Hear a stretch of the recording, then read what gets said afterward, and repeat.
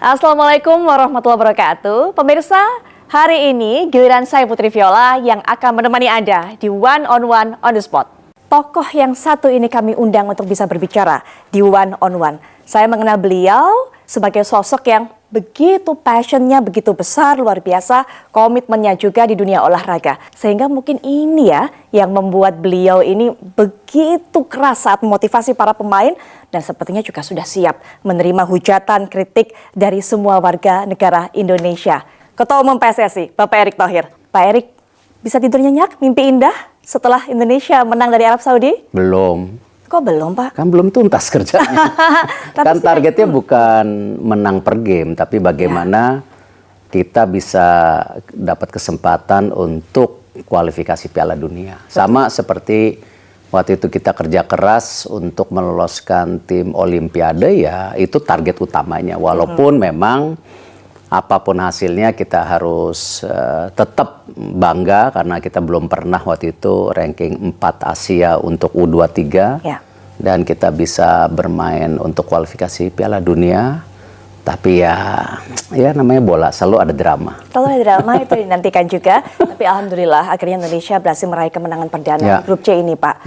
Dari digulung Jepang 0-4. Kemudian selisihnya tidak terlalu lama, kemudian berhasil membalikan keadaan, menunjukkan kekuatan, membuktikan atas Arab Saudi. Evaluasinya apa yang dilakukan oleh tim, termasuk juga tentunya Pak Erick terus memantau proses itu? Ya, sejak awal kan saya selalu bilang bahwa kita mau coba maksimal lolos Piala Dunia. 15 poin yang kita harus dapatkan untuk bisa di ranking 2. Memang ada perhitungannya waktu itu. Bisa nggak kita mendapatkan poin cepat, kira-kira 8 poin kalau kita menang sama Bahrain, menang sama China. Ternyata meleset, ya meleset. Dan China itu game yang paling krusial misalnya. Ya, menurut saya ini yang kita yakinin, bukan berarti kita melihat China setengah mata. Mereka juga kemarin juga bikin kejutan. Tapi kembali kan dengan kualitas pemain yang ada, ya memang kita harus punya optimisme. Kita lihat aja berapa sih negara Asia yang punya pemain yang bermain di Eropa. Ya mungkin nomor 1 Jepang, betul. Nomor 2 Korea, mungkin kita bisa masuk top 5. Artinya apa? Kualitas pemainnya ada, dan sehingga itu ya harapan yang kita mungkin juga bisa dibilang euforia atau terlalu tinggi, tapi dengan data-data statistik yang ada, ya mestinya the game melawan China itu merupakan kesempatan emas, ya. Dan tentu kalau sama Jepang, saya rasa memang kita kalah kelas jauh lah. Mereka nomor 1 di Asia, 15 di dunia. Tapi waktu itu memang situasinya saya lihat setelah kalah sama Jepang itu perlu ada dobrakan yang diambil, kalau tidak saya takutnya ya, kembali dari pengalaman saya memegang berapa kejuaraan di olahraga atau klub dan lain-lain, takutnya dimotivasi. Memangnya situasinya saat itu seperti apa, Pak? Ya kalau kita lihat kan bagaimana pemain-pemain itu kan kelihatan mukanya mereka down. Ya, dan makanya saya memutuskan waktu itu masuk ke locker room, saya tanya lagi kepada mereka dan termasuk pelatih, masih percaya tidak proyek ini?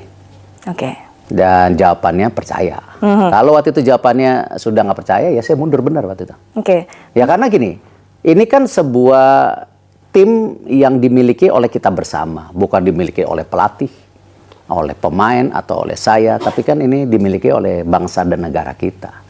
Jadi ya koreksi secara menyeluruh waktu itu ya harus menjadi sesuatu pemikiran, tetapi tentu bertahap. Tapi hari itu saya harus ambil call membangunkan mereka. Dan kalau saya lihat sih sudah lama ya kita nggak ngelihat dengan tim yang ini bermain kayak kemarin. Betul. Ya. Artinya manjur, Pak, tadi. Ya, saya tidak bilang itu karena saya, tapi itu karena semuanya mengevaluasi mereka harus kembali di tracknya gitu. Tapi dan bahkan saya dengar mereka ada meeting sendiri antara pemain. Hanya pemain saja, Ya. tanpa pelatih. Tanpa pelatih. Oke, para pemain semuanya hanya yang menghuni Semua, starting 11, semua. bukan hanya naturalisasi, semua. semuanya. Karena ini tim lah. Ini Oke. kan tim kan. Saya selalu bilang sepak bola itu bukan permainan 1-2 orang. Yang waktu itu juga pernah disalahartikan waktu di Asia Cup. Oh, seakan-akan saya menuju satu individu. Tidak, saya cuma mengingatkan sepak bola itu bukan permainan 1-2 Iya. individu, tetapi tim harus terpadu, fokus dengan formasi taktikal yang sudah diberikan, dan mereka tinggal improvisasi di situasi lapangannya. Gitu. Menarik ini Pak, kalau tadi Pak Erik katakan para pemain punya inisiatif buat kumpul sendiri, mungkin menyemangati satu sama lain. Ini motornya siapa? Inisiatifnya sang kapten? J. Indes? Indes. Pak Erik melihat dia cukup Tidak, saya nggak mau terlalu capable dalam, tapi menjalankan tugas sebagai seorang kapten. Iya. Capable?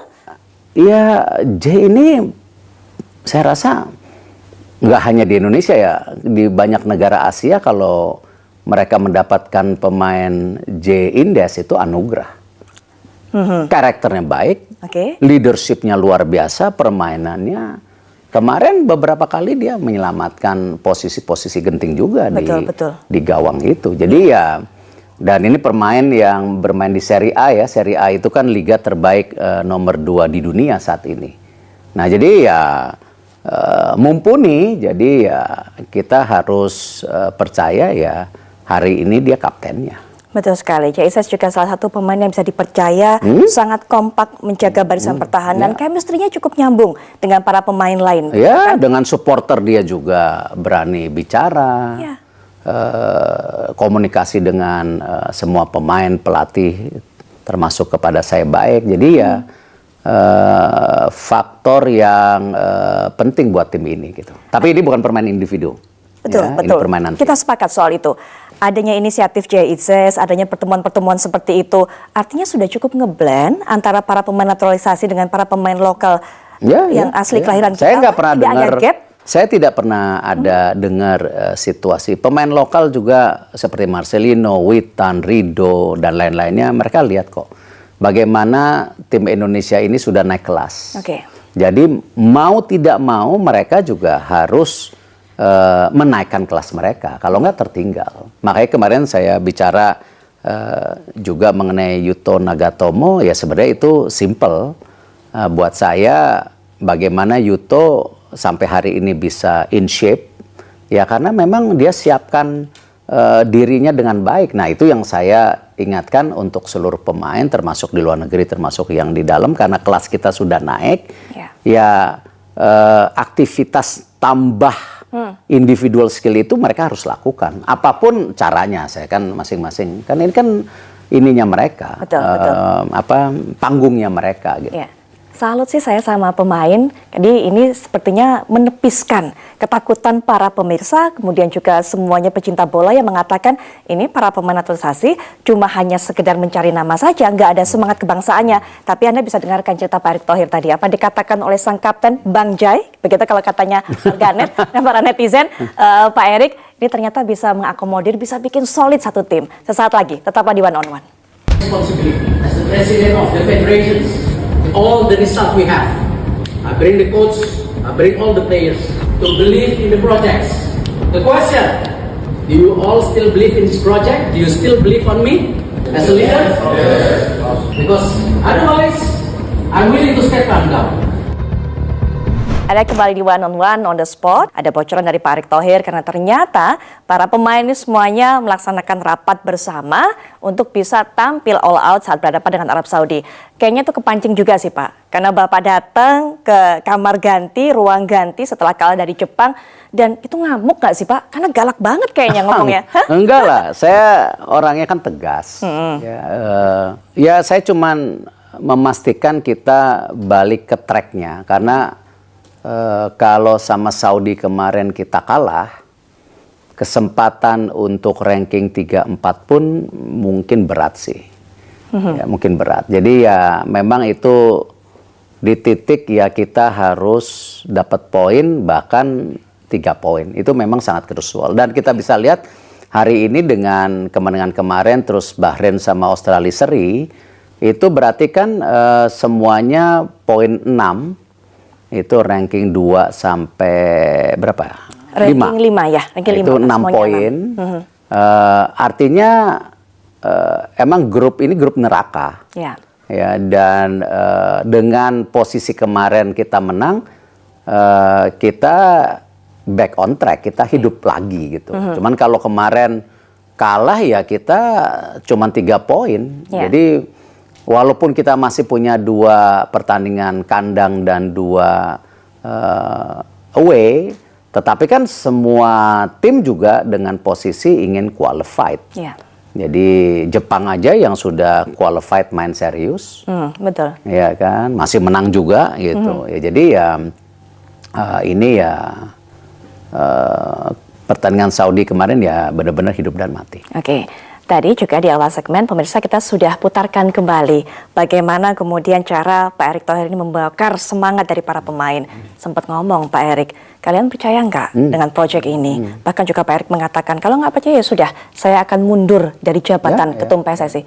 Rela Pak, mundur Pak dari jabatan. Kan semua jabatan itu ada waktunya. Ya sama seperti kita juga manusia hidup itu kan ada saatnya. Tapi itu diomongkan serius atau sekedar ngancem aja sih Pak? Enggak, saya serius, serius. Saya bukan orang pimpinan yang nggak serius. Saya selalu kalau diberi penugasan, dimanapun saya berada, saya rasa saya figur yang serius.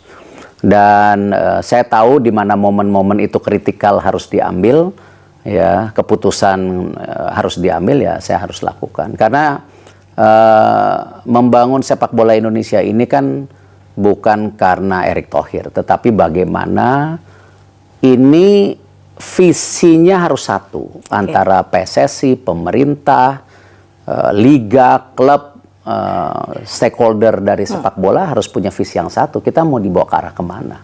Ini bukan kerja individu. Kegagalan-kegagalan selama ini kan selalu PSSI-nya merasa wah kita punya payung FIFA, pemerintahnya merasa juga oh saya punya payung sendiri.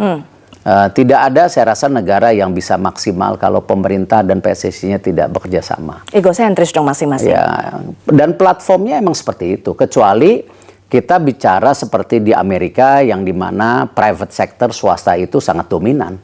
Mereka sangat tidak tergantung dengan peran pemerintah.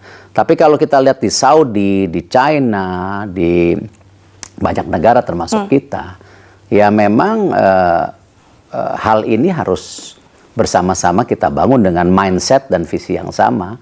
Jadi ya itu yang saya lihat kesuksesan PSSI hari ini bukan karena seorang Erick Thohir, tapi ya karena ini punya visi dan kebersamaan dan ini belum selesai kerjanya. Karena itu saya selalu mengingatkan exco di PSSI, asprof di PSSI, kerja kita ini masih panjang dan kita masih punya waktu sampai 2027.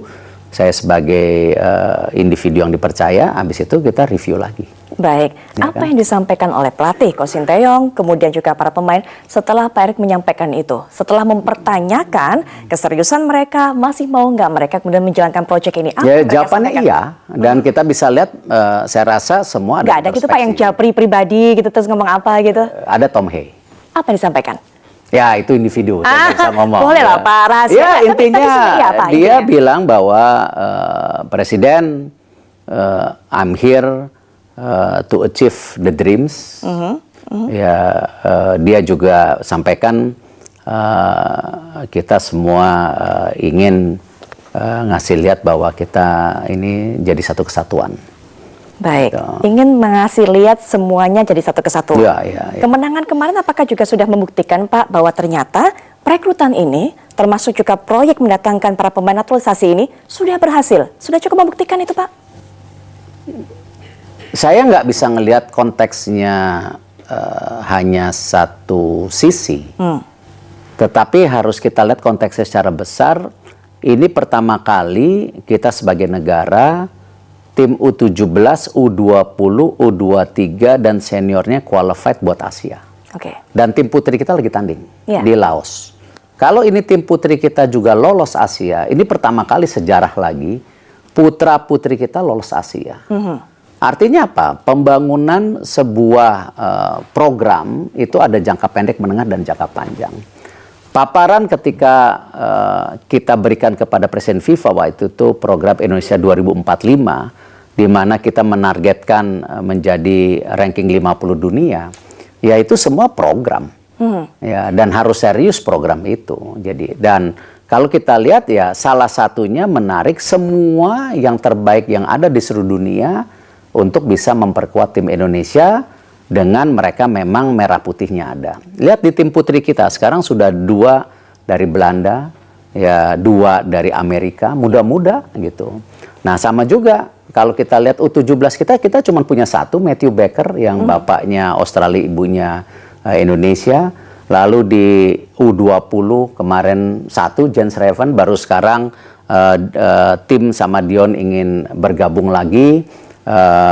Kemarin kita sudah tes di Tolun dan mereka saya sudah sampaikan ke 17-20 ini, targetnya kalian itu Piala Dunia, habis itu nextnya karena kalian ini U17, U20 itu merupakan cikal bakal nanti tim U23 yang 2027 untuk kualifikasi Olimpiade lagi saya bilang. Dan kakak-kakak kalian sudah membuktikan bisa ranking 4 besar, kalian bisa nggak? Jadi ya sama program tim senior ini ya memang program berkelanjutan. Dan kita lihat, dan apalagi banyak pemainnya masih muda-muda, ada Justin, ada Rafael. Strike juga muda. Ada si Ivar ya, ini semua satu angkatan dengan Marcelino, dengan Witan. Jadi kita punya komposisi pemain yang muda sekarang gitu. Kabarnya ada 150 pemain naturalisasi yang akan nanti mengisi timnas kita. Ini bisa mengundang kontra, ini bisa mengundang kritik. Bagaimana ekspektasi yang juga berbanding setara dengan tekanan yang besar diberikan pada publik sehingga meminta stay out ketika kemarin sempat menderita kekalahan dari Jepang. Kita akan bahas selanjutnya di One on One on the Spot. Bagaimana kemudian kerisauan, tapi saya sih kayaknya nggak bilang itu kerisauan, kemarahan mungkin dari para penikmat bola tanah air, ketidakpuasan terhadap Coach Sinteyong yang juga kemudian ramai tagarnya stay out, Sinteyong out. Ingin dipecat Sinteyong dari timnas Indonesia ini setelah kemarin gagal meraih kemenangan dari Jepang. Tanggapan dari Pak Erik apa? Reaksi dari Pak Erik apa? Ya, saya rasa nggak fair kalau kita bicara stay out berdasarkan hasil Jepang. Makanya saya bilang ini kita bicara evaluasi. Saat Cina soalnya Pak, saat Cina juga kalah. Nah itu yang bikin evaluasi. Mereka tidak puas. Di mana kita punya target, ya kan. Nah tentu itu ya bagian dari profesionalisme seorang pelatih ataupun saya. Kalau kita lihat ini kan kita grup neraka, di mana banyak sekali pelatih-pelatih juga seperti Roberto Mancini atau pelatih Australia itu juga di grup ini merasakan kursi panas. Betul. Termasuk pelatih Arab yang mengalahkan Argentina, ya kemarin kita kalahkan, ya kursi panas. Nah ini lumrah di dunia sepak bola gitu. Tinggal yang saya berharap supporter kita itu selalu konsisten, artinya apa? Ketika tim nasional kita menang, disupport. Kalau belum maksimal, disupport. Tapi evaluasi individu itu harus terjadi. Tidak hanya di pelatih, pemain juga. Kan beberapa pemain juga tidak dipanggil timnas lagi karena mungkin chemistry. Atau ada central ego pribadi yang mungkin tidak blended dengan tim itu. Karena memang siapa, Pak? Ini permainan tim. Ya saya nggak bisa bicara per individu gitu. Karena emang ya ini permainan tim gitu. Jadi itu lumrah ya, tapi kita jangan terjebak di situasional, tetapi sebuah program. Baik. Ya, itu yang saya selalu ingatkan gitu. Jadi ya itu lumrah. Oke, Pak Erik katakan tadi para pemain ketika kemudian menang, hasilnya positif, disupport seharusnya sama para supporter. Ketika hasilnya kurang baik, kurang menguntungkan, harusnya juga dapat support. Nah, saya jadi teringat. Dan saya rasa banyak supporter sekarang sudah punya komitmen yang sama. Saya jadi teringat Pak, pada saat konferensi pers, tidak resmi, doorstop sih, di depan para media ketika kemarin setelah selesai pertandingan lawan Arab Saudi, Pak Erik katakan kepada teman-teman wartawan, soal Marcelino Ferdinand. Ini para pemain muda yang seharusnya ketika menang kemudian dipuji, tapi kemudian jangan dicaci juga. Ini sempat jadi concern Pak soal ini. Sangat soal concern, bagaimana sangat cacian concern. dari para gini loh, supporter yang tidak puas. Karena ini kan generasi emas sepak bola Indonesia ketika kita menang SEA Games. Mereka ini ya belum tentu kita dapat lagi sebagus mereka. Walaupun U17, U20-nya kita lagi bangun lagi. Siapa tahu ada pemain-pemain lain gitu. Dan kita bisa lihat Marcelino ini kan kemarin bermain, dia mencetak gol, tetapi sebelum-sebelumnya dia pressure ketika beberapa kali karena ya memang ya pemain muda lah, pemain karena muda. Ulah netizen, ya, karena membaca komentar. Iya pasti itu makanya saya ingatkan mereka siapa berdiri di atas gunung kan anginnya besar. Ya sama kalau mereka sudah bermain sosial media ya siap-siap tahan mental dicaci dan dipuji gitu. Jadi ya harus bisa dewasa. Kalau itu juga menjadi tekanan ke mereka, ya mereka harus cari cara mengeluarkan dari tekanan itu gitu. Tapi supporting system kita harus kita lakukan di ekosistem sepak bola Indonesia, termasuk supporter, termasuk saya sebagai pemimpin ya saya berusaha dekat dengan para pemain. Lihat aja berapa kali saya duduk sama mereka ngobrol ya karena ya mereka part of bagian dari pembangunan sejarah bangsa yang kita sedang lakukan ini. Jangan-jangan ada yang curhat juga, cerita dari hati ke hati mengenai down-nya mereka terhadap komentar-komentar para netizen. Apa yang paling mereka keluhkan sebenarnya, Pak Erik? Ya enggak, ya saya cuma merasa tidak dihargai oleh para netizen? Saya bilang ya bukan, ya mereka ini harus siap. Ya siapa suruh main sosial media? Kan ya ada resikonya gitu. Sama ketika saya juga ditanya beberapa negara Asia, kok netizen kita itu sangat agresif? Saya bilang enggak. Selama mereka melihat pertandingan bola itu berjalan dengan baik, mereka tidak agresif. Ketika mereka misalnya mengapresiasi pertandingan Indonesia lawan China ketika kita kalah, mereka tidak agresif. Mereka apresiasi. Ketika kita sama Bahrain ya no comment. Ya itu kan itu bagian dari bangsa kita yang memang demokrasi. Ya itu murni. Bahkan ketika saya pun misalnya tidak mendeliver job saya, ya saya akan terkena. Jadi mereka harus ngerti. Jangan dilihat kacamata mereka. Kulturnya mereka sama kultur kita beda. Kita negara demokrasi gitu. Saya juga tergelitik saat Pak Erik katakan ada pemain yang nggak dipanggil, ada pemain yang egonya cukup tinggi, cukup individunya terlihat sehingga nggak bisa ngeblend di tim. Nah, apakah kemudian ini juga salah satu faktor kenapa Eliano Reinders kemarin tidak dimasukkan dalam daftar starting di pertandingan sebelumnya, Pak? Bukan saat pada lawan Arab Saudi. Enggak. Baru ketika kemudian para netizen ataupun juga para supporter bertanya, baru masuk daftar. Enggak. Kalau saya nggak ngeliat seperti itu. Saya ini proper. Ya, semua perekrutan pemain naturalisasi baik U17, U20, baik yang perempuan dengan coach Mochi, dengan coach saya sangat transparan.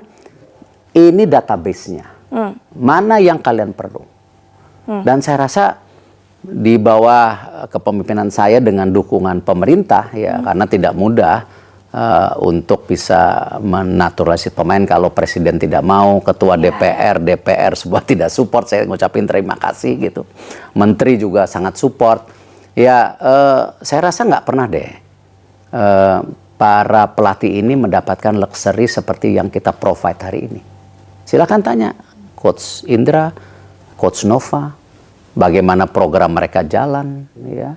Dan kita selalu mencari pemain yang diinginkan untuk bisa bergabung timnas. Nah, ini menarik. Jadi saya semua ada approval. Jadi saya sangat keberatan kalau misalnya ini hanya aksi individu seorang Erick Thohir atau enggak ada. Kita sangat transparan. Ya, tapi Pak tadi katakan ini butuh approval begitu kan? Yang memang pemain ini dibutuhkan oleh tim. Tapi kemudian ketika Eliano didatangkan, STY sempat juga berbicara pada media masih belum sampai standarnya untuk masuk timnas. Itu pilihan pelatih. Itu pilihan ada yang nggak match dong Pak kemarin, antara PSSI dengan pelatih? Enggak, atau gimana? Semuanya baik. Semua baik. Semua baik. Ketika Welber nggak dipanggil, ada situasi pribadi, saya bilang enggak, polisinya seperti ini. ya kan? Karena kita punya standar, kita juga nggak bisa nggak punya standar. Oke. Saya sangat sistematik orangnya, ya. Jadi saya percaya kalau kita mau sustain di segala hal itu mesti ada leadership yang baik dan ada SOP sistem yang baik. Itu harus jalan beriring. Percuma kita punya sistem tidak punya leadership, atau hanya leadership tidak punya sistem, pasti absolut korup. Baik. Ya, ini yang sama yang kita bangun di sepak bola nasional ini, semua ada sistem dan SOP-nya. Semua ada perbaikan struktur, perbaikan tata kelola, dan tetapi ujungnya harus profesional dan transparan sehingga publik bisa menilai. Baik. Gitu. Kita mendengar rencana Pak Erick, sudah sempat saya singgung tadi di awal atau di segmen sebelumnya, mendatangkan ataupun juga menaturalisasi total 150 pemain untuk di timnas berbagai level, berbagai jenjang usia. Tapi di satu sisi lainnya juga para masyarakat Indonesia, para pecinta bola, para supporter mengatakan kasih dong kesempatan para pemain lokal yang lebih banyak lagi untuk masuk timnas. Jangan hanya naturalisasi. Sesaat lagi. Apa sih dapurnya timnas? Apa sih dapurnya dari rencana mendatangkan para pemain naturalisasi untuk bisa memperkuat tim nasional Indonesia di berbagai level? Sudah saya sampaikan sebelum jeda, 150 pemain Pak. Bener itu Pak, banyak banget Pak. Yang ngomong siapa? Banyak media, Ya, banyak para media supporter. kan bukan saya yang ngomong. Para supporter juga seperti bukan itu, saya yang isu-isunya. ngomong. Saya waktu itu bicara, silakan statement saya dilihat. Bahwa kita perlu 150 pemain untuk membangun yang namanya tim nasional. Yaitu 2x11 yang sama kualitasnya di senior. Ya, di U23 mungkin 3x11. Di U20 4x11, di U17 5x11. Kalau kita punya 150 ini, baru kita akan sustain kayak Jepang. Karena saya melihat bahwa pembinaan di Jepang, di Belanda itu punya nilai sendiri buat saya.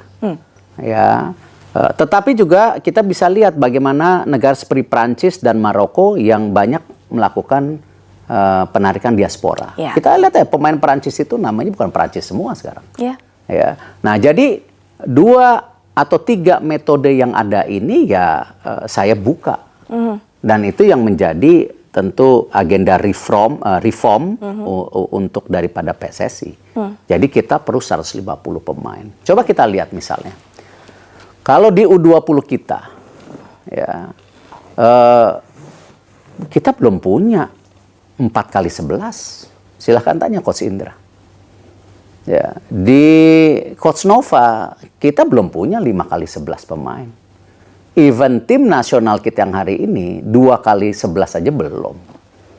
Nah artinya apa? Untuk mengisi posisi-posisi ini ya dari mana? Ya tadi pembinaan secara kontinu dari grassroots ataupun ada yang namanya quick wins yang kebetulan tidak melanggar aturan FIFA. Ya. Di mana aturan FIFA itu jelas bapak ibu nenek kakek. Tetapi itu pun ada doorstop kita. Doorstopnya apa? Klub no money. Semua based on naturalism. Based on nationalism. Ya. Jadi ya orang-orang ini kita dorong ya memang ya kita lihat bagaimana misalnya Kevin Dix kemarin main terus cedera. Dia ada risiko besar loh. Gajinya dia di klub berapa? Nah dia ini nanti summer dia boleh pilih bebas bermain di klub mana. Dia punya valuasi yang tinggi. Dan mereka dia mengorbankan cedera. J. Indes tadi malam habis main langsung berangkat. Ya, saya dengar Jadi kabarnya. tolong nilai juga pengorbanan mereka gitu. Jangan hanya ngelihat dari sisinya diaspora lokal. Saya nggak suka ketika dibanding-bandingkan antara diaspora dan lokal sama. Bangsa kita masa kalau ngelihat bangsa lain langsung waduh. Kenapa? Kita bangsa besar kok. Kita juga harus merasa kita setara dengan mereka. Oke. Nah, jangan kita gara-gara penjajahan yang sekian lama, yang dirasakan bangsa kita, ataupun karena dijajah Jepang, dijajah Portugis atau Belanda, kita merasa kita langsung tidak setara.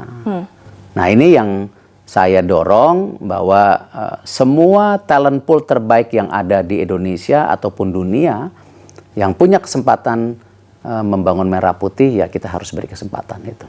Kalau tadi Pak Erick sudah katakan, nih ada uangnya, gitu kan? Ini kecurigaan. Bahkan ini dibahas sampai RDP kan, Pak. Bener nggak sih mereka tuh Ya, nggak apa-apa. mau murni membela masuk timnas Indonesia, nggak ada duitnya, Nggak gitu kan? apa-apa. Pak Erick memang sudah kasih jawaban, gitu kan? Silakan dicek.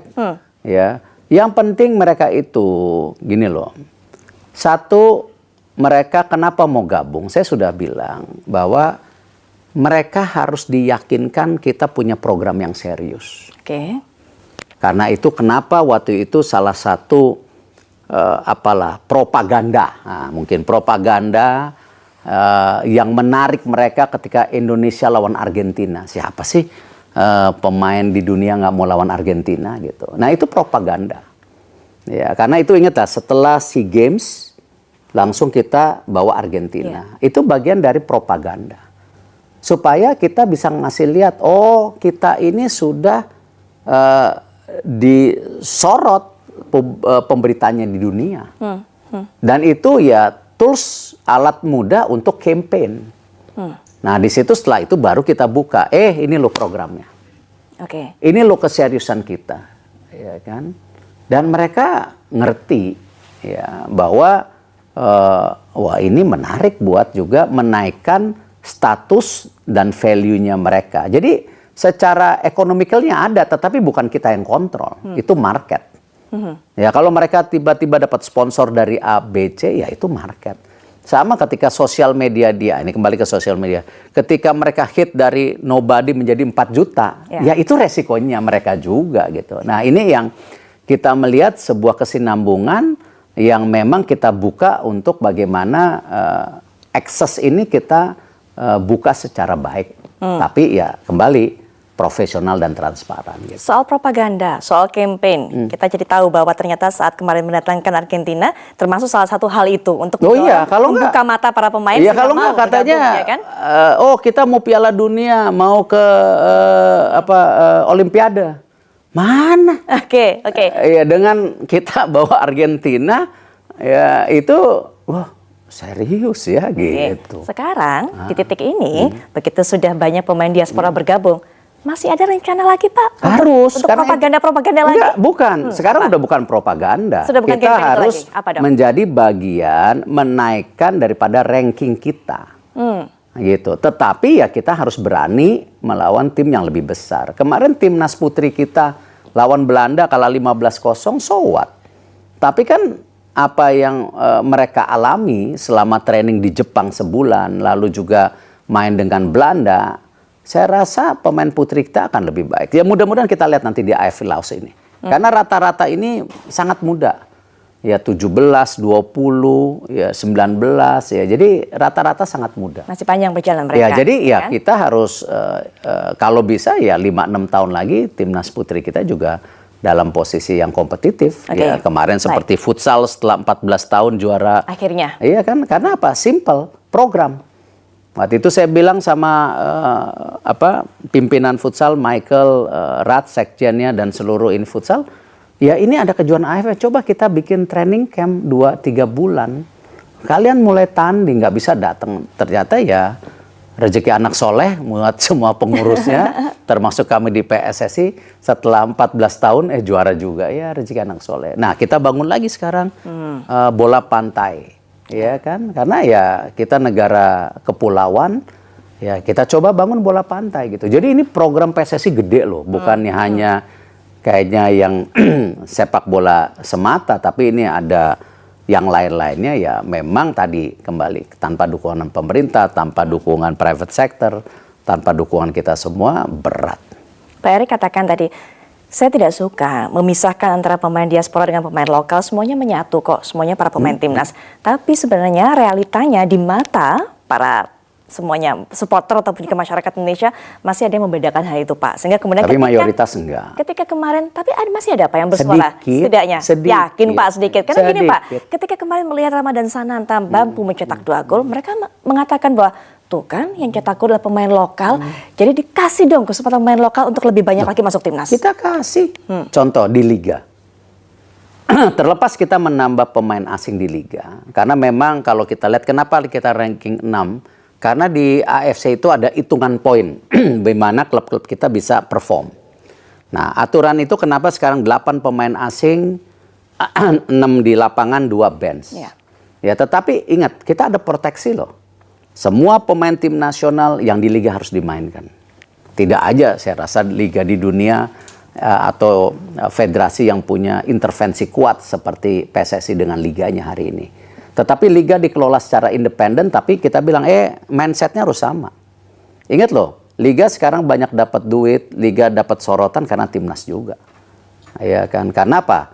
Hari ini propaganda terbaik kembali buat buat sepak bola Indonesia ya timnas, bukan liganya. Nah, mereka ngerti, akhirnya mereka punya komitmen yang sama. Oh, ingat di Liga 2 harus ada U21, U23. Oh, timnas harus dimain. Ini yang kita lihat, makanya kembali mindsetnya harus sama. Bukan ego masing-masing. Nah, kalau kita lihat sekarang Liga sendiri dengan ada Elite Pro Academy dan lain-lain, dengan wasit yang bersih, dan kan kayaknya nggak ada di ketua PSSI di negara lain jadi ketua wasit, kayaknya nggak ada deh. Kemarin saya paparin waktu acara FIFA, mereka pada ketawa. Tapi saya bilang tidak lama, mungkin tahun depan udahan. Setelah Liga 2 kita bersih. Dan saya bawa ya Ogawa yang dari Jepang yang bersih untuk mimpin ini. Ya kita juga nggak boleh terlalu anti asing. Kenapa? Ya memang sistem kita ini tertinggal. Jadi ya kita perlu ada intervensi-intervensi dari negara-negara lain yang punya sistem persepak bolaan lebih baik dari kita. Gitu. Baik. Ya, itu yang saya bilang. Jadi saya kembali mengingatkan semua supporter, negara kita ini negara Pancasila, sangat menghormati perbedaan agama, ras, kultur, segala. Ya apalagi ini. Baik. Ya kan, punya darah Indonesia, kita nggak boleh beda-bedain. Terakhir, Pak Erick, penutup singkat saja. 2025 sudah di depan mata, 4 pertandingan kualifikasi Piala Dunia juga sudah menjadi planning kita, setidaknya, tapi Desember juga yang terdekat ada AFF dan sebagainya. Rencana ke depan, target ke depan, bukan hanya untuk timnas, tapi liganya juga yang harusnya upgrade secara peringkat dan sebagainya. Planning apa? Program kalau target? liga kita tadi sampaikan, liga manajemen sudah punya komitmen. Ya, menjadikan liga kita bukan nomor 6 lagi di Asia Tenggara, tetapi kalau bisa nomor 1 atau nomor 2. Itu karena dengan liga yang baik, kualitas pemain tim nasional kita yang dimain di liga juga naik. Ya. Ini mesti ingat loh. Ya, karena bertanding di liga itu lebih banyak daripada tim nasional. Dan klub-klub, kenapa kemarin saya juga bawa event besar di Indonesia, di Jakarta dan Bali, mengenai FIFA Club Management, dan itu semua klub sepak bola di Indonesia yang main di liga diundang kemarin, silakan tanya. Ya saya ingin mereka juga benchmarking dan mengerti pola pikir ke depan gitu. Itu yang kita sekarang dorong untuk punya benchmarking dan standarisasi lebih tinggi. Gitu. Itu liganya. Terakhir juga singkat saja Pak, untuk timnasnya, targetnya ke depan. Bisa evaluasi nanti. Tunggu evaluasi dulu ya Pak. Iya. Jadi AFF, SEA Games, U17, U20, kita akan 2 minggu ke depan ada evaluasi. Evaluasi kita tunggu nantinya. Terakhir lagi juga nih Pak, ada berapa pemain diaspora lagi yang mau didatangkan di 2025? Listnya pasti sudah ada dong Pak? Nggak ada. Ini tergantung dari kepercayaan mereka ke kita, dan kita membutuhkan mereka sesuai dengan tadi jumlah pemain dan strategi masing-masing pelatih. Jadi nggak pernah ada gitu. Kalau di netizen listnya banyak ya biarin aja, namanya juga cita-cita. Ya. Emang kita kayak shopping ke supermarket atau ke mall, oh ya ayo gabung, nggak segampang itu. Ada foto bareng dengan Romeni kan kemarin Pak. Tidak segampang itu mereka gabung ke tim nasional kita. Tidak segampang itu. Percaya Mas. Romeni? Loh, itu proses panjang, hampir 3-4 bulan.